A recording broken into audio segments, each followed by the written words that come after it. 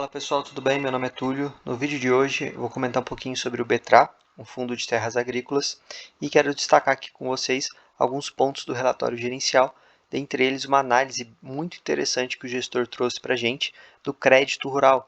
A gente pode estar diante de um cenário do aumento da demanda por crédito e para os próximos anos a gente pode ver alguns produtores sofrendo para conseguir pagar os seus créditos, pagar ali suas dívidas, perdão. Então, ele faz uma análise muito interessante que, obviamente, se aplica ao BETRA, mas que eu quero que vocês aproveitem para todos os outros fundos agro.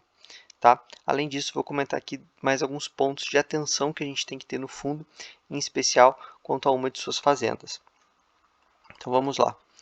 Começando o vídeo, o gestor aqui ele traz para a gente, de início, taxa de administração 1,2%, taxa de performance 20%, sobre o IPCA mais 4, taxas caras, infelizmente são taxas aí que a gente tem visto bem comum, né, nos fundos agro. Quem sabe no futuro com mais fundos a gente tem aí uma diminuição da taxa, seria interessante para a gente, né, que é cotista. Valor de mercado do fundo 84,6, até melhorou um pouquinho, né, no último mês subiu um pouquinho. Valor patrimonial 138, ou seja, um deságio muito grande aqui. Um fundo ainda pequeno, 20 mil investidores, pagou no último mês 95 centavinhos, então aqui ele melhorou o rendimento. Vou comentar também, mostrar na DRE, para a gente tentar projetar aqui qual que é o rendimento estável desse fundo. É um fundo que conta aqui com contratos 100% atípicos. Bom, então como eu disse, o fundo pagou 95 centavos por cota, o que dá um yield anualizado de 13,5%, e ele tem aqui acumulado 23 centavinhos por cota. Eu peguei o relatório do mês passado, aqui é o relatório de janeiro, para a gente ver. Então, no mês passado tinha 28 centavos por cota, então ele usou 5 centavinhos para poder chegar aqui nesse dividendo de 95. Ele aumentou, se a gente comparar aqui a dezembro, novembro, setembro, então ele vem aumentando. A grande dúvida aqui é qual é o patamar de recorrência do fundo, tendo em vista que mês passado ele usou cerca de 7 centavos para poder chegar nesse dividendo de 95 centavos e nesse mês ele usou 5. Então, no próximo mês a gente tem que analisar para ver se de fato 95 vai ser o novo patamar ou se ele vai queimar essas reservas e aí quando elas acabarem, de fato, é que a gente vai chegar ali no patamar de recorrência. Esse é um dos pontos de atenção que a gente já tem que ter. Bom, falando do cenário do crédito rural. Então, muito interessante, ele fala, o agronegócio provavelmente enfrentará desafios com a crescente demanda por crédito direcionado. Ele traz aqui alguns dados. Então, de acordo com o Banco Central, entre julho de 22 e fevereiro de 23, o volume de crédito rural concedido pelo sistema financeiro neste plano safra atingiu a marca de 240 bilhões. O montante é 24% maior que o mesmo do período da safra anterior, quando foram liberadas ali 198 bilhões de reais.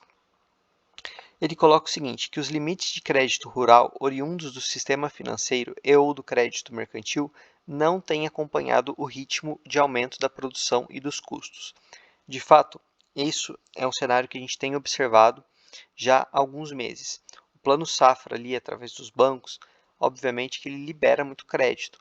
Só que ele libera muito crédito para agroprodutores de um determinado tamanho, um determinado já histórico de crédito. A gente tem muitos outros produtores menores que são ali agraciados com crédito através de veículos como os fundos imobiliários do setor agro, como os FIAGROS. E esse é um ponto muito importante, pessoal, porque a gente teve ali o novo arcabouço fiscal. Estou pensando em fazer um vídeo quanto a isso, mas acho que eu vou aguardar um pouquinho para ver o que de fato vai sair da lei, se não vai ser desidratado no Congresso a proposta, mas a gente vai ter que ter ali um aumento de arrecadação para poder fazer sentido o arcabouço. Obviamente que os investidores sempre são ali alvo dos governos para poder aumentar sua arrecadação. E aqui eu não estou nem entrando na discussão se o Brasil deveria ou não taxar, porque é o único país que não taxa, junto da Eslovênia. A gente sabe que a gente tem uma carga tributária em outros setores muito maior, então enfim. O ponto é, os fundos imobiliários, a primeira camada robusta de proteção deles para não serem taxados são os FIAGROS, porque eles estão dispostos na mesma lei, tanto os fundos imobiliários, né, normais, de papel, de tijolo, quanto os FIAGRO. Então, em tese, se você taxar um, você taxa o outro. A questão é, a gente tem uma bancada agro muito grande, tanto no Congresso quanto no Senado, que defende ali os interesses do agronegócio, e por óbvio a gente consegue, por um raciocínio lógico, imaginar que eles vão defender os interesses também dos pequenos produtores. Esses pequenos produtores que precisarão de crédito e que não necessariamente serão agraciados com o Plano Safra, justamente por serem produtores menores, e que os fundos imobiliários de agro podem ali ceder esse crédito, obviamente cobrando uma taxa melhor que a do banco, maior que a do banco, mas isso seria muito bom para o país como um todo. Você vai ter mais gente produzindo, os investidores então conseguindo bancar isso, obviamente isso reverte para o país. A gente tem aí um setor agro sendo componente muito importante no PIB, quase um terço, às vezes mais, do PIB, então seria bom para todo mundo. Claro que a gente não consegue prever no Brasil uma distância tão grande. No Brasil, 6 meses, um ano já é muito tempo. Então é algo que a gente tem que monitorar.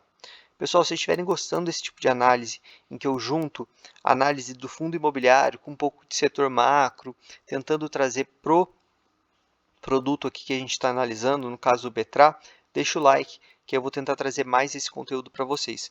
Lembrando que para os investidores iniciantes, eu vou produzir, já produzi na verdade, um material de apoio que eu vou divulgar quando chegar a 1000 inscritos, para ajudar justamente quem é iniciante a entender esse tipo de análise que eu trago aqui.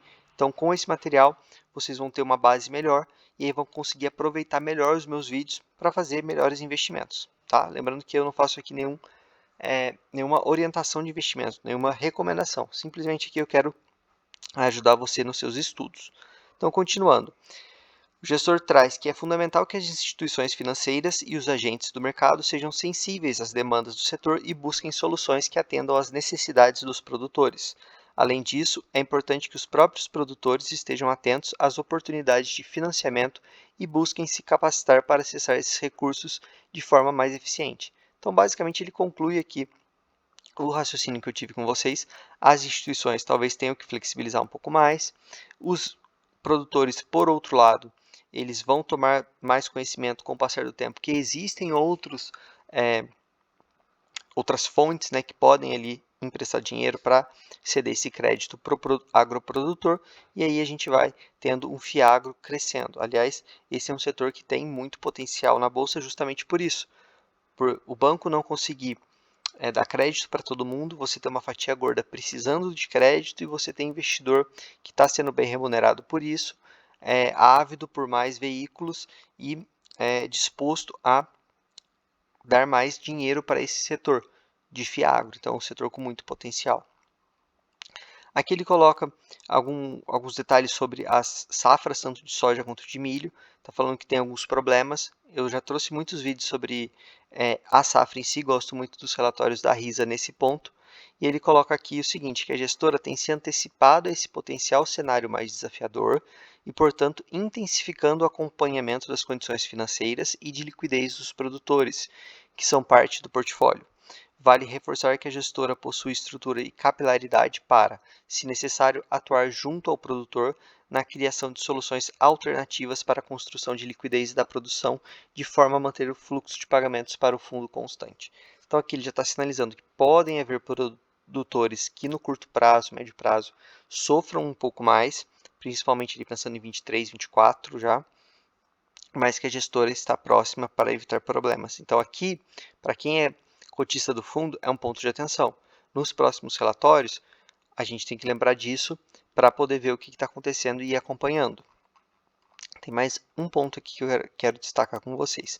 Então hoje o fundo negocia com um desconto de 40%, um desconto realmente muito relevante. A gente consegue ver aqui na DRE que no mês passado, então, ele gerou em dezembro, né, 88, em janeiro 95, em fevereiro 95. Janeiro não, perdão, ele pagou. Ele gerou em janeiro 93, então ele usou 2 centavos, em fevereiro 91. Então a gente não consegue precisar qual que é o patamar de recorrência desse fundo. Eu gostaria muito que o gestor tivesse trazido aqui para a gente um guidance, nem que fosse uma banda menor e uma banda maior, com uma variação grande. Então, olha, eu vou pagar entre 87 e 96. E aí eu já consigo projetar que está algo entre isso e caso, enfim, acabe essas reservas, eu utilizaria a banda inferior como referência. Então, seria interessante para os cotistas ter essa informação. Por fim, o último ponto de destaque é essa questão do grupo JR. No relatório passado, a gente viu que ele fez uma reestruturação do contrato, diminuiu o tempo de contrato, não informou se teve ali algum outro elemento do contrato que foi modificado por essa redução de prazo, e esse é um ativo do fundo que o contrato acaba no final do ano que vem, então tem pouco tempo de contrato e representa grande parte da receita do fundo. O gestor não trouxe mais nenhuma informação sobre esse ativo, ainda falta um tempo, mas é algo que a gente tem que ter muito em vista, porque representa uma grande parte do fundo que pode ali no final já do ano que vem ter algum problema, enfim, a gente vai ter que acompanhar uma recompra, o que o gestor vai fazer depois disso. Então, acredito que o gestor nos próximos meses traga mais detalhes. Por fim, tem essa fazenda via Mancel que está sendo vendida, que foi todo o problema do ano passado, que eu já comentei em muitos vídeos e não quero me alongar muito mais que isso por hoje. Pessoal, se vocês gostaram do vídeo, então eu peço like, se inscreva para não perder mais nada, lembrando que o grupo do Telegram está na descrição e no comentário fixado. Beleza? Valeu!